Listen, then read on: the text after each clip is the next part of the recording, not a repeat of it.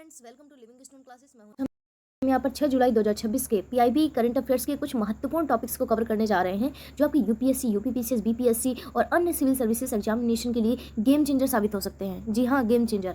क्यों? क्योंकि मैंने यहाँ पे पीआईबी करंट अफेयर जो कि आपका मेन सोर्स है करंट अफेयर्स का, वहाँ से मैंने इसको लिया हुआ है ना। और यहाँ पे क्या है, आपको प्री मेंस के अकॉर्डिंग मैंने करंट अफेयर्स को पूरा पढ़ाया हुआ है। जो महत्वपूर्ण कीवर्ड्स हैं आपके, जो आप मेंस में लिख सकते हैं, वो भी मैंने वहाँ पे बहुत अच्छे से डिस्क्राइब किया हुआ है, बताया हुआ है। और किस तरीके से प्री में क्वेश्चन पूछ सकता है, किस तरीके से मेंस में आएगा, है ना। तो वो सारा मैंने यहाँ पे अच्छे से कवर किया है। और जिसने भी चैनल को सब्सक्राइब नहीं किया है, पहले इसको सब्सक्राइब कर लीजिए लिविंग स्टोन क्लासेस के नाम से। उसके बाद आपको वहाँ पे प्लेलिस्ट में जाके जो भी अभी तक का करंट अफेयर्स आपने नहीं देखा है उसको वहाँ से रिवीजन कर लीजिए। और उसमें मैंने आपको मॉडल आंसर्स भी लिखने के लिए दिया है। कई जगह तो मैंने मॉडल आंसर खुद कर आपको डिस्कशन के तौर पे समझाया हुआ है, तो आप वहाँ से उसको पूरा कवर कर सकते हैं। और अगर आपने इतना करंट अफेयर्स कर लिया ना, तो आपको कहीं जाने की ज़रूरत नहीं है, बहुत अच्छे से सारा कुछ कवर हो जाएगा। इसमें बिल्कुल भी टेंशन लेने की ज़रूरत नहीं है। बस इसको फॉलो करिए, रेगुलर तरीके से कंटिन्यू इसको देखिए। मैं आपको विश्वास के साथ कहती हूँ, काफ़ी हद तक आपका करंट अफेयर्स कंप्लीट हो जाएगा। आपको कहीं भी इधर उधर भटकने की ज़रूरत नहीं है, ठीक है। मैं यहाँ पे जितना हो सकता है उतना अच्छा कंटेंट लाने की कोशिश कर रही हूँ। तो सिर्फ आप लोगों से एक रिक्वेस्ट है कि थोड़ा सा मेरी भी हेल्प करिए। अगर वीडियो अच्छा लग रहा है तो थोड़ा लोगों में शेयर कर दीजिए, क्योंकि देखिए कोई अगर अच्छा काम करता है तो उसको अप्रिशिएट करना चाहिए, है ना। इसीलिए आप लोगों के सभी के सहयोग की भी ज़रूरत है, तो आप लोग भी सपोर्ट करिए। अगर अच्छा लगता है तो प्लीज़ इसको लाइक कर दिया करिए, लोगों में शेयर कर दिया करिए। और इसी के साथ हम लोग शुरू करते हैं आज का टॉपिक। हमारा पहला टॉपिक है प्रधानमंत्री की इंडोनेशिया आधिकारिक यात्रा, कूटनीतिक आयाम और रणनीतिक सहयोग। प्रारंभिक परीक्षा है तो मुख्य तथ्य की अगर बात करें क्या क्या आ सकता है। पहली बात, सर्वोच्च नागरिक सम्मान की, तो प्रधानमंत्री नरेंद्र मोदी की इंडोनेशिया की आधिकारिक यात्रा के दौरान वहां का सर्वोच्च नागरिक सम्मान बितांग आदिपुर्ण इनको प्रदान किया गया है। किसको? मोदी जी को प्रदान किया गया है। संशोधन व बैठक पीएम ने जकार्ता में भारतीय प्रवासी समुदाय और इंडोनेशिया की संसद को क्या किया, संबोधित किया है तथा इंडोनेशिया के राष्ट्रपति के साथ औपचारिक द्विपक्षीय वार्ता भी की है। तो ठीक है, यहाँ पे क्या था कि जो सर्वोच्च नागरिक सम्मान है इंडोनेशिया का, हमारे प्रधानमंत्री जी को सम्मानित किया गया है उससे। उसका नाम क्या है? बितांग आदिपुर्ण। जैसे हमारे देश में भारत रत्न होता है, वैसे ही वहाँ का सबसे बड़ा सम्मान है ये। अब आते हैं भारतीय प्रवासी समुदाय की अगर बात करें, तो प्रधानमंत्री जी ने वहां जाकर भारतीय प्रवासी जो समुदाय है उसको क्या किया, संबोधित किया है।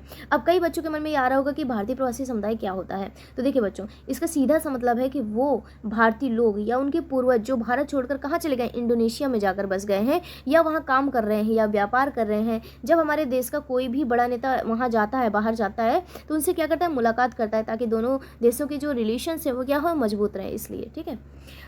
तो अभी की शैक्षणिक सहयोग की बात करें तो यात्रा के दौरान महत्वपूर्ण घोषणा की गई है। आईआईएम बेंगलोर इंडोनेशिया में अपना नया परिसर स्थापित करेगा, जिससे आसियान के क्षेत्र में युवाओं को क्या मिलेगा, लाभ मिलेगा। ठीक है। तो आईआईएम बेंगलोर जो है इसने क्या किया है, नया कैंपस स्थापित करने की बात की गई है। कहाँ पर? इंडोनेशिया में। तो शिक्षा के क्षेत्र में एक बहुत बड़ी ये गुड न्यूज़ है, कह सकते हैं। हमारा जो आईआईएम को लाभ क्या होगा इसमें, देखिए आईआईएम बेंगलोर का कैंपस खुलने से पूरे जो आसियान क्षेत्र है कि युवाओं को क्या होगा, फ़ायदा होगा। अब आसियान क्या है, इसका फुल फॉर्म नोट करिएगा, association of south east Asian Nations. क्या है? Association of south east Asian Nations, दक्षिण पूर्वी एशियाई राष्ट्रों का संगठन।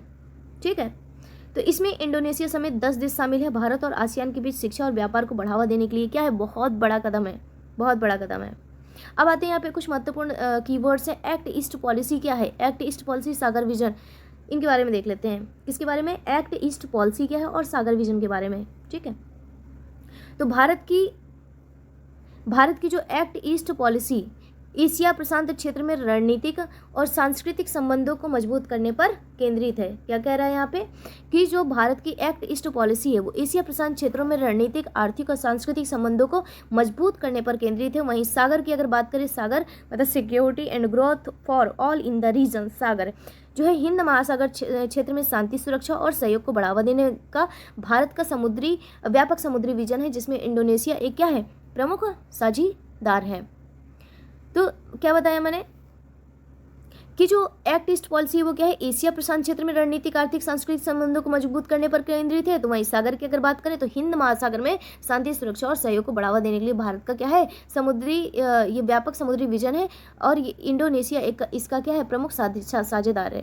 तो याद रखिएगा। अब देखिए इसमें प्रीलिम्स में कैसे पूछा जा सकता है, किसमें? प्रीलिम्स में। तो हाल ही में किस प्रतिष्ठित संस्थान ने आसियान क्षेत्र में शिक्षा को बढ़ावा देने के लिए इंडोनेशिया में अपना विदेशी परिसर स्थापित करने की घोषणा की है? इस तरीके से पूछेगा तो आप आंसर क्या देंगे? IIM बेंगलोर। इसका बी ऑप्शन हो जाएगा। क्या हो जाएगा? IIM बेंगलोर। ठीक है, आगे आते हैं। भारत इंडोनेशिया रणनीतिक साझेदारी भारत की एक्ट ईस्ट पॉलिसी और इंडो पैसिफिक विजन की सफलता के लिए आधारशिला है। हालिया द्विपक्षीय घटनाओं के आलोक में इस कथन का परीक्षण कीजिए। आप भी इसका आंसर राइटिंग कर सकते हैं। तो इसमें क्या बता सकते हैं आप?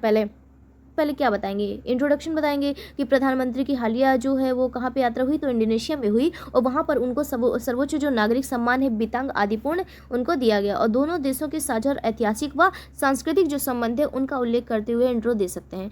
ठीक है, अब इसके बाद मेन बॉडी पे आप आ जाएंगे। तो मेन बॉडी पे क्या लिखेंगे? जो रणनीतिक व समुद्री सहयोग है उसकी चर्चा करेंगे, जैसे मलक्का जलडमरू मध्य हो गया, और उन दोनों के पास देशों की जो स्थिति है, चीन के बढ़ते प्रभाव के साथ के बीच स्वतंत्र और इंडो पैसिफिक क्षेत्र की आवश्यकताओं को समझाएंगे।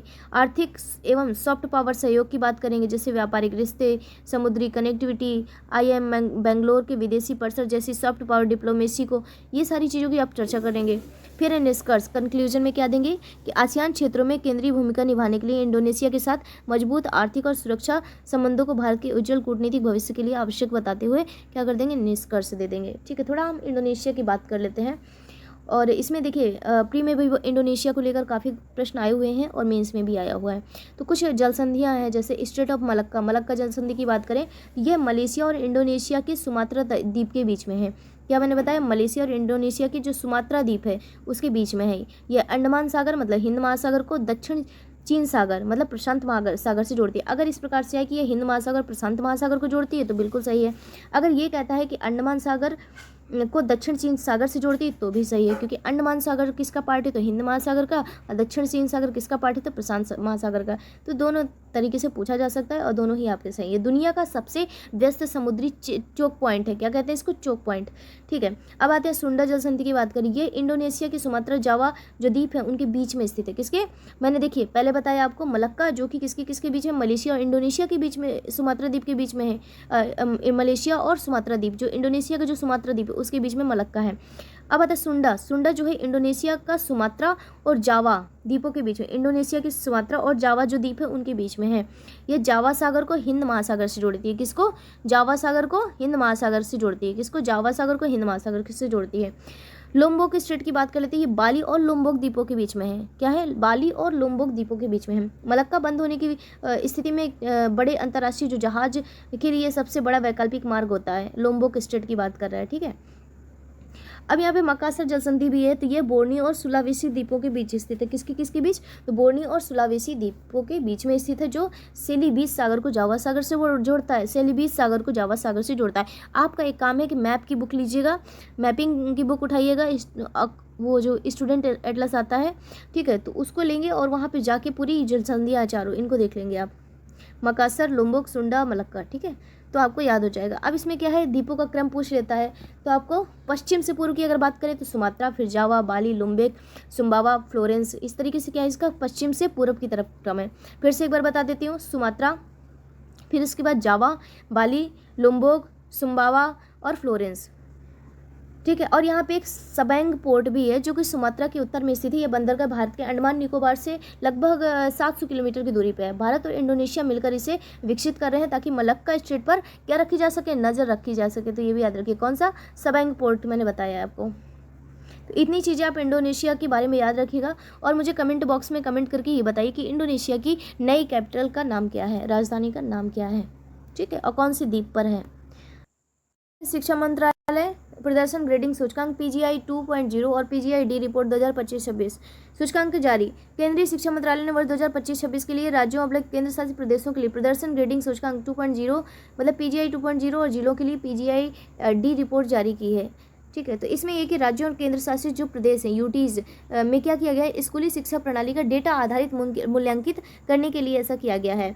स्केल जो है, स्केल की अगर मैं बात करूं तो 1000 अंकों के मैट्रिक्स पर ये काम करता है, जिसमें कितने संकेतक होते हैं? 70 संकेतक या इंडिकेटर्स होते हैं और 6 मुख्य क्षेत्र इसमें शामिल होते हैं।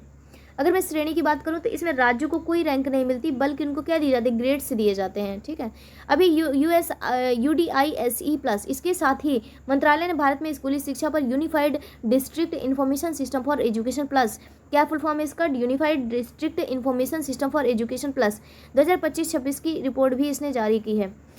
तो इसका उद्देश्य क्या है, स्कूली शिक्षा प्रणालियों में कमियों की पहचान करना और राज्य और जिलों की ग्रेडिंग के माध्यम से सुधार करने के लिए प्रेरित करना, ये इसका क्या है, उद्देश्य है। तो देखिए 90% से अधिक जो स्कोर वाले राज्यों को सर्वोच्च या उत्कर्ष ग्रेड दिया जाता है, और इस वर्ष की जो रिपोर्ट आई है उसके भारत के किसी भी राज्य या यूटी को उत्कर्ष ग्रेड मिला ही नहीं है। अगर आते हैं PGI-D क्या है, PGI-D की बात कर लेते हैं, किसकी, PGI-D की।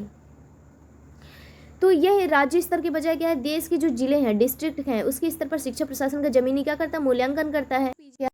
है PGI 2.0 राज्यों के लिए है। यह राज्यों की जो स्कूली शिक्षा को लगभग 100 अंकों और 70 संकेतकों पर मापता है। इसकी कोई रैंक नहीं दी जाती, केवल 10 ग्रेड दिए जाते हैं। सर्वोच्च ग्रेड जो होता है उसको किस नाम से, उत्कर्ष के नाम से, जो कि 90% जो अधिक होगा तो उस उत्कर्ष वाली श्रेणी में आ जाएगा, जो इस बार किसी भी राज्य या यूटी को प्राप्त नहीं हुआ है। अब आते हैं PGI-D के बारे में बात कर लेते हैं। जिलों के लिए होता है, यह पहली बार जिला स्तर पर शिक्षा की कमियों की पहचान करने के लिए लाया गया है। ठीक है, अब आता है UDISE+, ये इसका पूरा नाम क्या है, unified district information system for education plus है। ये देश के सभी स्कूलों के लिए क्या करता है, एक online real time database provide करता है। या क्या करता है, ऑनलाइन क्या करता है, ये रियल टाइम डेटाबेस को प्रोवाइड करता है, और इसमें सारी डेटा वगैरह, इसमें स्कूली जो बच्चे होते हैं उनका क्या रहता है, एक डेटा रहता है। अगर हम बात करें लेटेस्ट डेटा के अकॉर्डिंग बात करें तो लगभग 70% स्कूलों में कंप्यूटर की पहुंच हो चुकी है, और लगभग 67% स्कूलों में इंटरनेट पहुंच चुका है, ऐसा डेटा बता रहा है। महिला शिक्षकों की संख्या भी 54.9 के आसपास हो चुकी है। तो ये कुछ इंपॉर्टेंट फैक्ट थे, इनको याद रखिएगा। अब मेंस परीक्षा में थोड़ा सा देख लेते हैं इसमें जो सकारात्मक पक्ष इसका रहा इसकी वजह से। तो डिजिटल इंफ्रास्ट्रक्चर में तेजी से सुधार हुआ, ये कह सकते हैं। स्कूल में बुनियादी सुविधाएं जैसे बिजली, पानी, शौचालय, इन सब में 95% से अधिक स्कूल में पूरी हो चुकी हैं। चुनौतियाँ कि यहाँ प्राथमिक स्तर पर तो बच्चे स्कूल आ रहे हैं, लेकिन माध्यमिक स्तर या सेकेंडरी लेवल पर ड्रॉप आउट रेट जो है, मतलब ड्रॉप आउट रेट मतलब बच्चों का पढ़ाई जो है बीच में छोड़ा ना, ये क्या कहलाता है, ड्रॉप आउट कहलाता है। तो अभी भी एक क्या है, एक बड़ी समस्या बनी हुई है। तो माध्यमिक स्तर पर क्या होते हैं, बच्चे क्या करते हैं, ड्रॉप आउट कर देते हैं। तो वो इसीलिए ये कह रहे हैं कि ड्रॉप आउट रेट अभी भी एक बड़ी समस्या बनी हुई है। तो इतनी चीज़ें आप इससे याद रखिएगा। महत्वपूर्ण कीवर्ड है कि साक्ष्य आधारित नीति निर्माण क्या है। साक्ष्य आधारित नीति निर्माण क्या है, यह एक ऐसी प्रक्रिया है जिसमें नीतियों और योजनाओं का निर्माण अनुमानों के बजाय वास्तविक डेटा, सूचकांकों और वैज्ञानिक साक्ष्यों के आधार पर किया जाता है, ताकि शासन प्रणाली में लक्षित और प्रभावी परिणाम प्राप्त किए जा सके। आई थिंक आपको समझ आया होगा प्रश्न कैसे आ सकते हैं। भारत में स्कूली शिक्षा की गुणवत्ता, प्रशासनिक दक्षता में सुधार लाने के लिए प्रदर्शन ग्रेडिंग सूचकांक या PGI और डेटा संचालित उपकरण कहाँ तक सहायक है, विवेचना कीजिए। तो कैसे, शिक्षा मंत्रालय द्वारा हाल ही में PGI 2.0 और UDISE+ रिपोर्ट के संदर्भ से कुछ पॉइंट्स आप लेते हुए डेटा से भी स्टार्टिंग इसकी कर सकते हैं, है ना। फिर आप आएंगे इसकी मेन बॉडी में, यहाँ पे बुनियादी जो सूचकांक है, ढांचे हैं, उनके बारे में बात करेंगे, क्षमता की बात करेंगे, और लर्निंग आउटकम्स के बारे में बताएंगे। आधार पर राज्यों को रैंक अप करने का अवसर देता है, थोड़ा सा रैंक के बारे में इसमें चर्चा कर देंगे आप। जवाबदेही की बात करें, जिला स्तर, तो आपका PGI-D की बात करेंगे। कमजोर लड़कियों की पहचान कर बजटीय आवंटन को क्या करता है, सुगम बनाता है। इस तरीके की बातें आप करते हुए क्या करेंगे, अच्छा से एक आंसर लिखेंगे, और यह स्पष्ट डेटा केवल समस्या दिखाता है। वास्तविक सुधार के लिए बुनियादी स्तर पर शिक्षकों के प्रशिक्षण, डिजिटल बुनियादी ढांचे में निवेश बढ़ाना होगा, और इस तरीके से करते हुए आप इसका आंसर राइटिंग का एंडिंग कर सकते हैं, और आप अच्छे से लिख सकते हैं अपने अकॉर्डिंग भी। ठीक है, या तो मैंने एक बता दिया कि प्रश्न कैसे आ सकता है। अब आते हैं थर्ड पे। अब यहाँ पे एक ही वीडियो पे सारी चीज़ें बता पाना पॉसिबल नहीं है, इसलिए आपको भी खुद से कुछ काम करने होंगे। थर्ड है हमारा, पर्यावरण मंत्रालय जैविक विविधता अधिनियम 2002 के तहत मिजोरम के संग्रहालय को मान्यता। क्या है यहाँ पे कि पर्यावरण मंत्रालय जैविक विविधता अधिनियम 2002 के तहत मिजोरम के संग्रहालय को मान्यता। अब इसमें क्या है कि पर्यावरण, वन एवं जलवायु परिवर्तन मंत्रालय जैविक विविधता अधिनियम 2002 के अंतर्गत मिजोरम के प्राकृतिक इतिहास संग्रहालय को भारत के 31वें निर्दिष्ट भंडार के रूप में अधिसूचित किया गया है। यह कदम उत्तर पूर्व भारत की समृद्धि, दुर्लभ जैविक विविधताओं, जड़ी बूटियों और तथा वन्य जंतुओं के नमूने के वैज्ञानिक संरक्षण को कानूनी मजबूती प्रदान करेगा। ठीक है, तो इसमें क्या है कि केंद्रीय पर्यावरण, वन एवं जलवायु परिवर्तन जो मंत्रालय है, उन्होंने क्या किया, जैविक विविधता विषय में 2002 की धारा जो 39 है उसके तहत मिजोरम विश्वविद्यालय आइजोल के प्राकृतिक इतिहास संग्रहालय को भारत का 31वां नामित भंडार गृह क्या किया है, अधिसूचित किया है। ठीक है, अब ये कि अधिनियम की जो धारा है, जैविक विविधता अधिनियम 2002 की धारा कौन सी प्रभावी हुई, 39 के तहत इसको दी गई है मान्यता। अभी देखिए काम कैसे करेगा, इसमें देखिए कि ये जो संग्रहालय है पूर्वोत्तर भारत, मतलब विशेषकर जैसे भारत म्यांमार जैव विविधता हॉट स्पॉट है उसके बीच में है ना ये, तो खोजी जाने वाली जो नई प्रजातियां हैं, वनस्पतियां हैं, जैसे फर्न, कवक और जीव जो हैं, जैसे वो मेढक, मछली, तितलियां, इन सभी के प्रमाणित जो वैज्ञानिक नमूने हैं उनको क्या किया जाएगा, संरक्षित रखा जाएगा। और इसका महत्व क्या है, इससे पूर्वोत्तर की समृद्धि एवं जैविक संपदा और वैज्ञानिक जो दस्तावेजीकरण, इससे क्या हो जाएगा और आसान। बात आती है कि ये काम कैसे करेगा। इस संग्रहालय में पूर्वोत्तर भारत विशेषकर जैसे भारत म्यांमार जैव विविधता हॉटस्पॉट में खोजी जाने वाली जो नई प्रजातियों, वनस्पतियों, जैसे फर्न, कवक, जीव जैसे सांप, मेढक, मछली, तितलियां, तो ये क्या है, इनके जो प्रमाणित नमूने हैं इनको क्या रखा जाएगा, संरक्षित रखा जाएगा।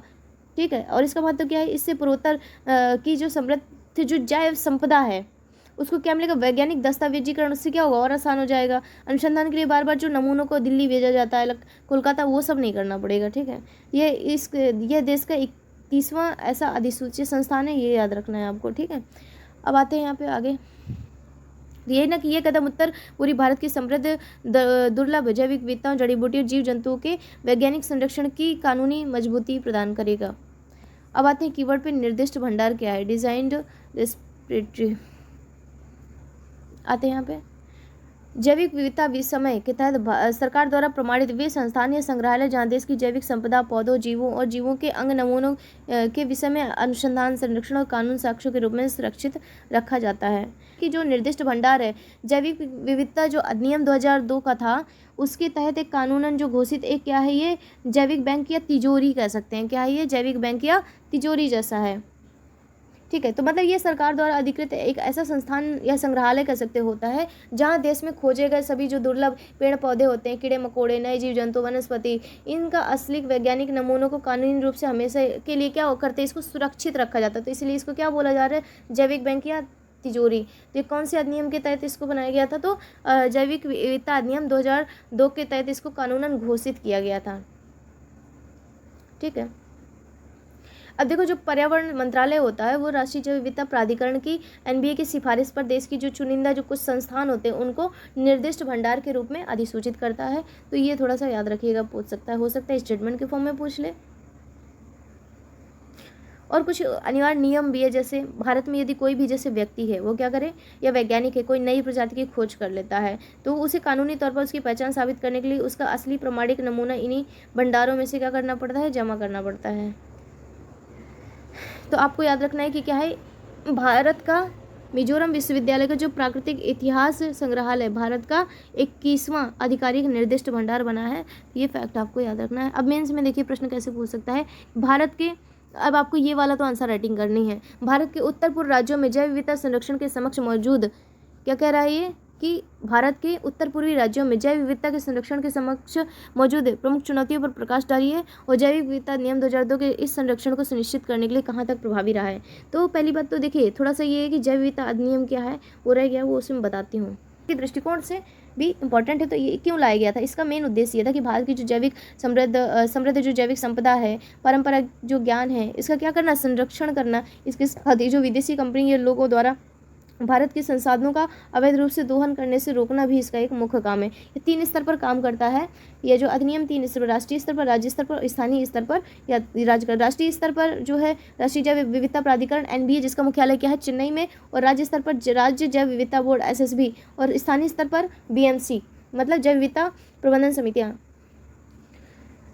तो इतनी बातें आपको याद रखनी है। आप इसका आंसर लिखेंगे, भारत के उत्तर पूर्वी राज्यों में जैव विविधता संरक्षण के समक्ष मौजूद चुनौतियों पर प्रकाश डालिए। जैव विविधता अधिनियम 2002 के संरक्षण को सुनिश्चित करने के लिए कहाँ तक प्रभावी रहा है। तो ये आपको आंसर राइटिंग करनी है। 4th है आपका गृह मंत्रालय नर्मदा जल विवाद और अंतर्राज्यीय ऐतिहासिक समझौता। पहली बात तो ये है क्या, ऐतिहासिक समझौता की अगर बात करें, केंद्रीय गृह और सहकारिता मंत्री कौन है, अमित शाह की मौजूदगी में नर्मदा नदी जल विवाद के संबंध में अब लाभार्थी जो राज्य हैं महाराष्ट्र, गुजरात, राजस्थान और मध्य प्रदेश के बीच लाभान्वित भुगतानों की निपटारे पर एक ऐतिहासिक समझौता हुआ है। तो केंद्रीय गृह और सहकारिता मंत्री कौन है, अमित शाह हैं। उनकी मौजूदगी में नर्मदा नदी जल विवाद के संदर्भ में जो लाभार्थी जो राज्य थे महाराष्ट्र, गुजरात, राजस्थान और मध्य प्रदेश के बीच लंबित भुगतानों के निपटारे का एक ऐतिहासिक समझौता हुआ है। तो ये क्या है, तो देखिए जो नर्मदा जल विवाद है 4 राज्यों के बीच में है। सरदार सरोवर परियोजना के जो खर्च हैं, पैसों का जो लेन देन है, इनको लेकर दशकों पुराना विवाद रहा है इनके बीच में, लेकिन जिसे गृह मंत्रालय ने वन टाइम सेटलमेंट के जरिए क्या पूरी तरीके से खत्म कर दिया गया है। तो यही बात बताने जा रहा है। ये आपका यूपीएससी यूपीपीसीएस के लिए काफ़ी इंपॉर्टेंट है, इसको याद रखिएगा। तो पहली बात तो नर्मदा जल विवाद का जो ऐतिहासिक समझौता हुआ है ये क्या है, ठीक है। तो इसमें क्या हुआ है कि 2026 वाला है ना, तो इसमें केंद्रीय जो गृह मंत्री अमित शाह है और केंद्रीय जल शक्ति मंत्री CR पाटिल, तो इनका नाम याद रखिएगा कि केंद्रीय जो जल शक्ति मंत्री हैं उनका नाम क्या है, तो CR पाटिल।